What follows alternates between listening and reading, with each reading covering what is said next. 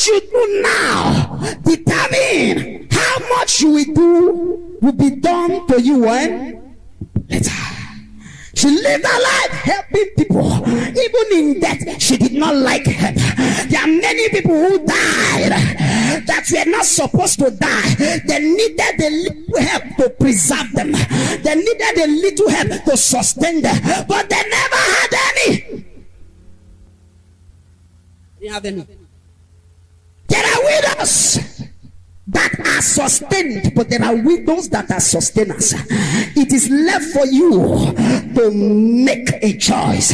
Where did you want to fall into? There are orphans that are taken care of by people, but there are also orphans that take care of people. Life is a choice. Don't allow life to happen to you. You happen to life. No matter the situation where you find yourself, don't allow the situation to determine your destiny. You determine the situation. Am I saying something? Widowhood is not end of destiny. Orphanage is not end of destiny.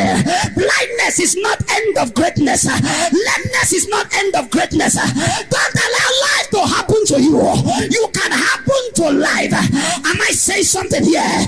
People go through a little situation and they give up on life. It is not enough to give up. Beyond that situation, there is still a solution.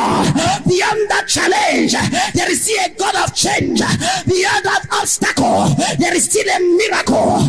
There is no situation that don't have solution. Tell your neighbor, don't allow life happen to you. Happen to life. Happen to life. God spoke to the prophets about the widow. God said to the prophet, he said, there is a widow in Zarephath that will feed you. But God never spoke to the widow about the prophet. God spoke to the prophet about whom? The widow. But God never spoke to the widow about who? The prophets. The lesson is that you may not hear from God, but to listen to people who hear from God is to hear God. Am I saying something here now? You may not hear from God, but to listen to people who hear from God is to hear God. Let me tell you one funny thing about life. God don't always speak to you about you. Even if you are a prophet, many times God will speak to people about you. Even if God speaks to you about you, you need confirmation to be sure. You need confirmation to be sure. Yeah, we read from, if you look at 2 Kings chapter 4 verse 3. The Bible said, the prophet said to the woman, he said, borrow vessels. Borrow empty vessels. Borrow empty vessels. And the Bible says she went and borrowed empty vessels. Out of those empty vessels came plenty oil. I don't know what is empty about your life. I don't know the emptiness you are going through in your life. But I came to speak to somebody here this morning under the sound of my voice. By the reason of this service, I come to prophesy that God is turning that empty situation to plenty. Amen. God is turning that empty situation to plenty. Amen. God is turning that empty situation to plenty. Amen. Sit down. The secret of these two widows that made them to transform from widowhood to greatness, and their name were recorded in the Bible. The secret of these two widows is value. Tell somebody value. Tell somebody value. Tell somebody value. What you place value on is what add value to you. Did you know that the prophet they ran to was a prophet that was mocked? The Bible said When Elisha was coming back from the river Jordan, he said 42 children came out and they were mocking him. They were mocking him. Go, thou bow-headed man. Go, thou bow-headed man. That was the same Elisha that the sons of the prophet said to him. He said, did you know that your master will be taken away today? He said, I know. Do not speak about it.